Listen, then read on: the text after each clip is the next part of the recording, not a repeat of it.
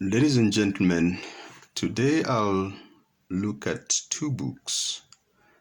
The book by David Goldsworthy, Tom Mboya, The Man Kenya Wanted to Forget, and Jaramogi Oginga Odinga's book, Not Yet Uhuru. Now, the reason I'm looking at this is to discuss a bit the issue of student airlifts. And the reason for that is because of the scandal that has unfolded in Kenya for the last couple of months, in which very key and prominent leaders have now been charged in court with swindling money from parents and students, most particularly in the county of Uasin Gishu.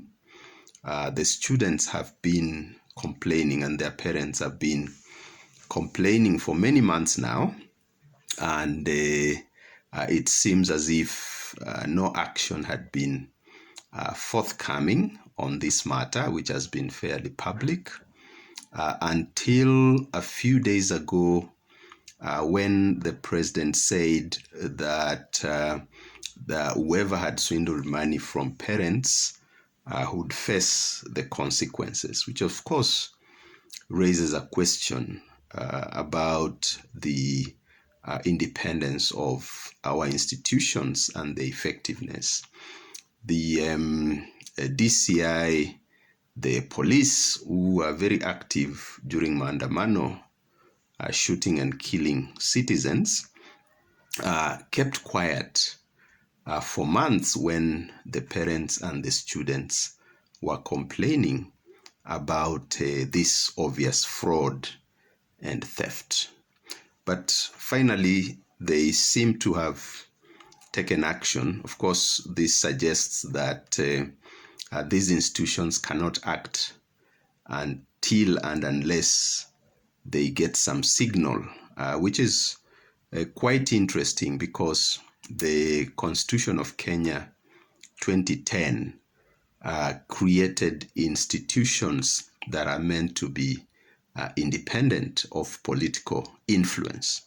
But that notwithstanding, I would want to just remind you that the idea of airlifts is really an old idea, which are emanated from these two leaders, Jaramogi Oginga Odinga, who had fairly close connections with the Soviet bloc. Of course, Soviet bloc refers to the old USSR and its allied states, and of course Tom Mboya also had influence in the United States of America and had very close relationships with some of the leaders then in the 60s. And so these two gentlemen were able to mobilize resources, and they saw hundreds of Kenyan students, but also extended the airlifts to the region. And so there are many who benefited, not just in Kenya, but also in the region. If we look at what is documented in the two books that I'm looking at today, we see that Jaramogi, in his Not Yet Uhuru, under the chapter Winds of Change, discussed extensively what happened with the airlifts and why at that point in time he thought that it was important to enhance the education of Kenyans, in particular to prepare them for governorship so that they're able to administer.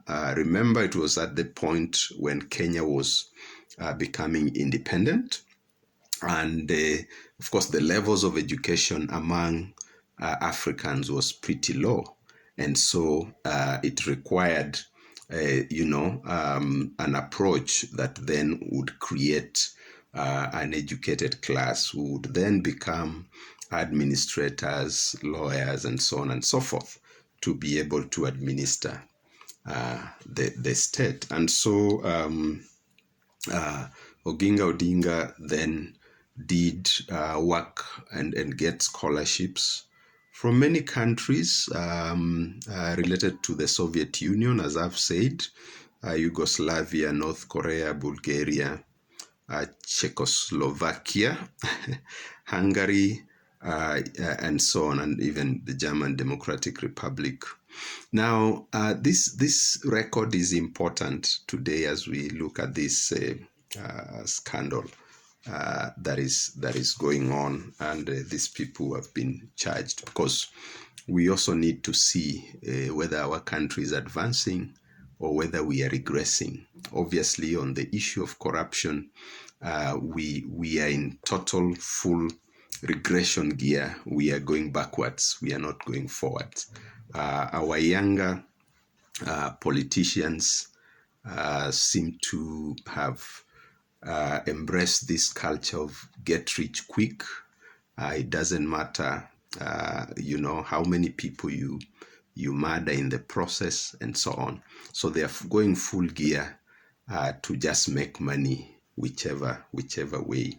If you see the way Jaramogi Oginga Odinga explained the issue of the airlifts and the importance of education, you would admire the kind of nationalism, the kind of ideological orientation, the belief that you have to educate Kenyans in order to govern the state. The same applies to David Goldsworthy, because he also discusses at length the various airlifts that were done, that were led by Tom Mboya, but who also worked with other senior Kenyans then, but also with his friends in the USA, to make sure that the country was able to develop a certain good cadre of educated workers. So Tom Mboya led a number of airlifts, not just one. And in all these airlifts, they were able to take a good number of Kenyans to take advantage of opportunities abroad. Now, I'm not saying this just for the sake of it. I'm reviewing this because we have to be conscious of our history, and we also have to be conscious of how these historical facts can be used in ways that are corrupted, in ways that just increase the kind of impunity that we have in this country. The people who have been charged in court now are people who are very close to power. So their ideology and the ideology of those in power is not different. It's the same ideology. We saw that the government, one of the first things that the government did when it took power in 2022 was to decide that, to work with the ODPP and others to make sure that the corruption cases that had been instituted are very quickly neutralized. And that happened, and some of the people who had ongoing active cases are now people occupying positions in government. So, it's good for us not to kid ourselves. It's good for us to know that the struggle for good governance continues. There's a lot of skepticism among Kenyans whether really the current actions being taken will be sustained because of the closeness of these people to the center of power. Now, my role is to remind you, to draw historical references, to show you that these things may not be new, and to also draw out the differences which I see. The airlifts in the 60s were ideologically oriented. They were supposed to achieve a certain program, a certain purpose. The ones we have now are supposed to make people rich, as we have seen. They are nothing more than